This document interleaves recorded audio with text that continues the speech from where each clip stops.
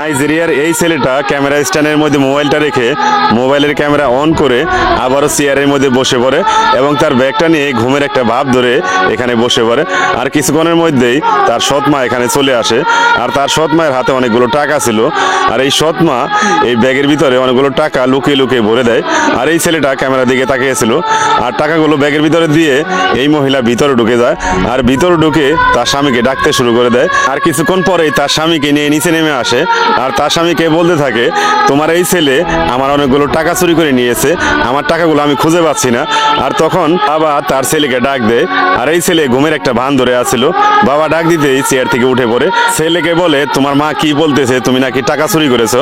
তখন এই ছেলে বলে, না বাবা, আমি টাকা চুরি করতে পারি না, আমি টাকা চুরি করিনি। তখন এই সৎ মা বলতে থাকে, তুই আমার টাকা চুরি করেছিস।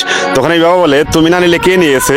তখন এই ছেলে বলে, বাবা বিশ্বাস করো, আমি একটা টাকাও চুরি করিনি। তখন তার বাবা বলে, তোর মা আমাকে ছেড়ে চলে গেছে, অনেক যন্ত্রণা দিয়ে গেছে, এখন তুই যদি টাকা পয়সা চুরি করে আমাকে এরকম জ্বালা দিস তাহলে আমি কোথায় যাব? তখন এই ছেলে হাত জোর করে বলে, বাবা বিশ্বাস করো, আমি একটা টাকাও চুরি করিনি।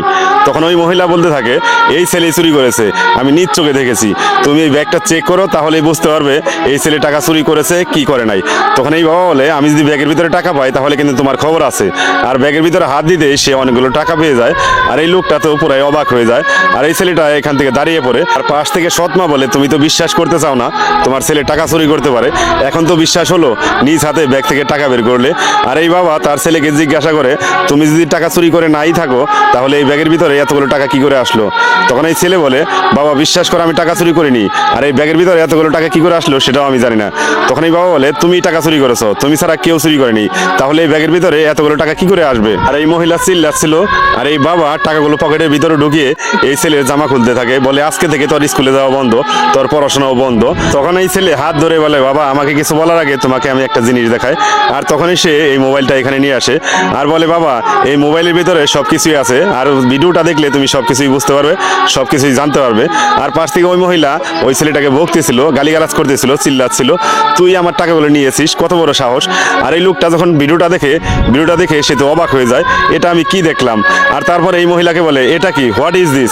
তখন এই মহিলা এই ভিডিওর দিকে তাকালে সে অবাক হয়ে যায়, চোখ বড় বড় হয়ে যায় তার, এটা আমি কি দেখছি। ভিডিও দেখার পর এই মহিলার মুখ বন্ধ হয়ে যায়, বলে, আমি শক হয়ে গেছি, এই ভিডিও কিভাবে আসলো?